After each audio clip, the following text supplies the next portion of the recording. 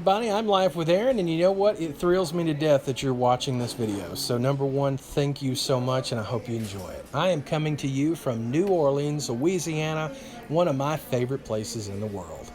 And we're at New Orleans, Louisiana. Well, the International Hotel off of Canal Street.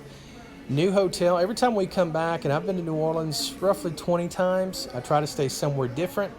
This hotel had good prices. It's very eclectic. I love the artwork. I love the music. Of course, in New Orleans, you're going to have good music, but I loved it just the same. And the staff at this hotel may be the best ever. And they really took it from, say, a 7 or an 8 to a 10. And the room itself, I thought the room was pretty good. You always look at the bathroom. What are you getting for free? What is the shampoo, the conditioner? What do the products look like? And they had pretty much everything. They even had a razor and shaving cream, a toothbrush, all those nice things if you forgot those. Really cool room. Nice, very comfortable king-size bed. Now, if you're going to raid that minibar, know that anything you touch, those sensors are going to get you. You're going to get charged for it, so be careful. Room service 24 hours if you want that. Very cool. And then now we're going to see the gem of really the reason I got this room. The front desk hooked me up. This nice big private balcony. You can't beat this. Really cool. Nice to, as we got off the road, we traveled from Vicksburg, Mississippi to here. And so it was nice to get off the road and just come up and relax in our room and listen to the sounds. This right off of Canal Street, near the French Quarter, near Bourbon Street, near the River Walk. Very close to everything, right in the heart of downtown. A pool on top of the building. You heard me right. We got to go up and enjoy the heated pool on the very top of the International Hotel.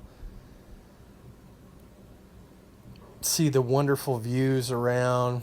The pool was really nice, wasn't too overly crowded. Very pretty.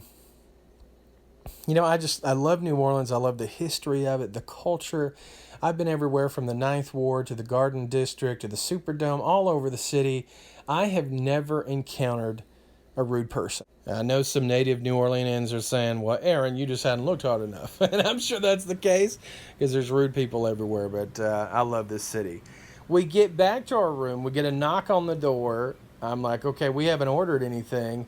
The front desk is set up because they know it's our anniversary. They have sent up a bottle of champagne, fruit, a piece of chocolate, a very nice card. Who does this? How cool is this? The next day, we have to hit up Cafe Du Monde and have some beignets. You go to New Orleans, you have to do that. Jackson Square, the cathedral, and then the piece de resistance, Oak Alley. Oak Alley Plantation in Vatry, Louisiana.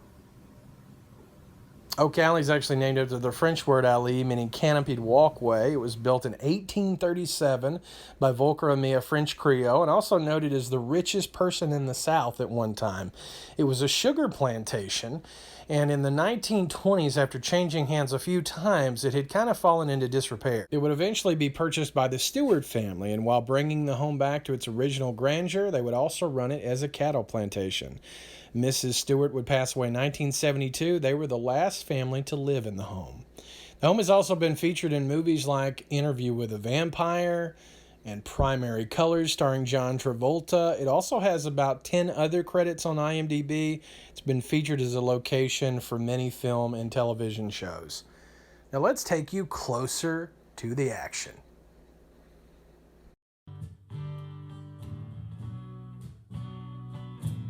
Oak Alley continues to modernize and expand. Since we were last here, they've added another restaurant. They've actually added tremendously to the slave quarter areas that we'll talk about here in just a little bit, because this was a working plantation that did have many enslaved people, and that is not anything that Oak Alley shies away from. The Stewart family, as I said, were the last people to actually live in the big house.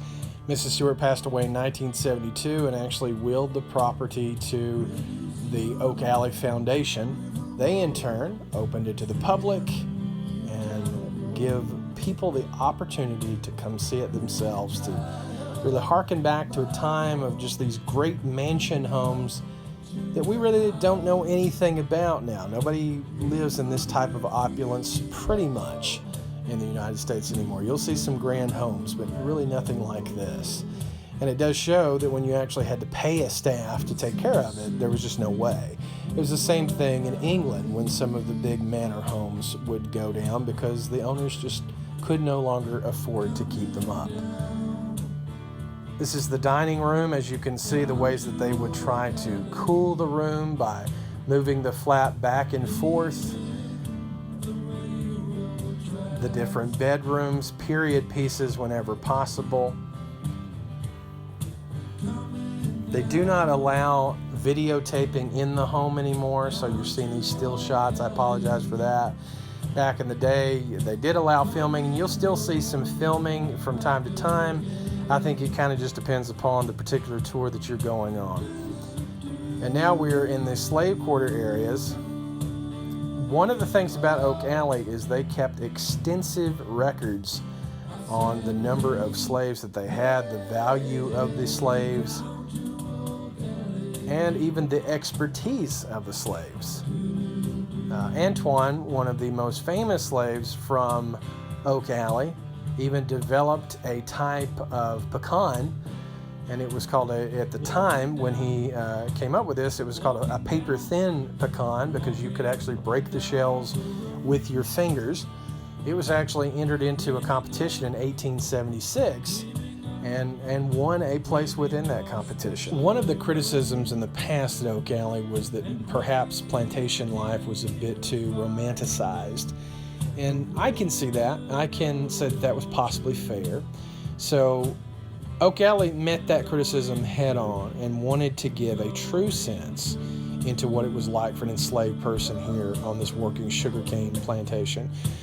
Working a sugarcane field is back-breaking work. All of these slave quarters here that you see, they're not original. They are in the original locations that they were back into the period, but they have been built in the last 10 to 12 years. But looking here at where these enslaved people would eat, where they would sleep, where they would spend their time, where, when possible, raise their families, the tools that they would use, you get a little bit more of a sense of what life was like. Because it's really hard for us to fathom at all what it was like to be enslaved. It especially rings true when you see here at the back of the building every single enslaved person, their name in detail listed right here. Pretty amazing.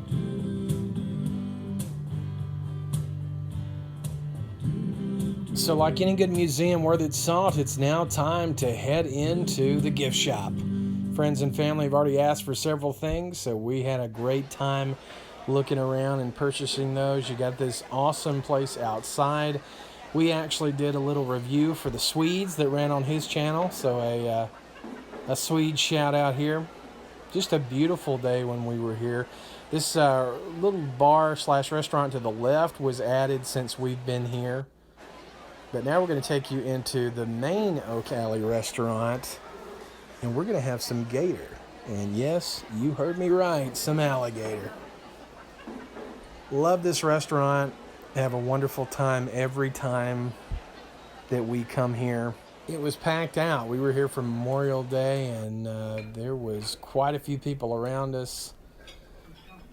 But I'm always glad to be here with the lovely Miss Lori. She makes any time even better, just being able to be around her and with her.